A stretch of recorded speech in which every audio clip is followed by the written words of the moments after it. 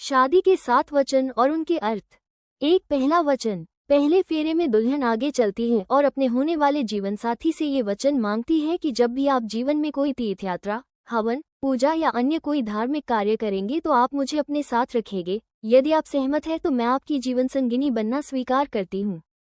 दूसरा वचन। दूल्हे से दूसरा वचन दुल्हन लेती है कि मैं जिस तरह से अपने माता पिता का सम्मान करती आई हूँ, उसी तरह से आपके माता पिता और परिजनों का सम्मान करूंगी, और मेरी ही तरह आप भी मेरे माता पिता का सम्मान करेंगे और घर परिवार को अपना मानेंगे। यदि आप सहमत हैं तो मैं आपकी जीवन संगिनी बनना स्वीकार करती हूँ।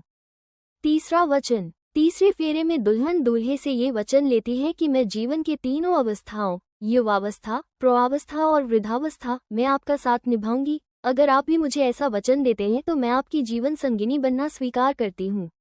चौथे वचन में दूल्हा आगे आता है। इसके बाद दुल्हन पति से वचन मांगते हुए कहती है कि अब तक आप घर परिवार की चिंता से मुक्त थे। विवाह के बाद परिवार की जरूरतों को पूरा करने का दायित्व आप पर होगा। अगर आप इसे निभाने को तैयार हैं तो मैं आपकी जीवन संगिनी बनना स्वीकार करती हूँ।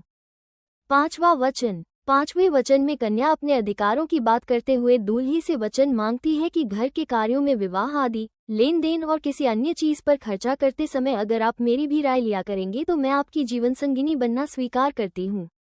छठा वचन। शादी के छठे फेरे में दुल्हन दूल्हे से ये वचन मांगती है कि अगर मैं अपनी सखियों, परिवार या अन्य लोगों के बीच बैठी हूँ तो आप कभी भी मेरा सामाजिक रूप से अपमान नहीं करेंगे, साथ ही जुआ आदि किसी भी बुरी आदतों में नहीं फंसेंगे। अगर आप मुझे ये वचन दे तो मैं आपके वामांग में आना स्वीकार करती हूँ।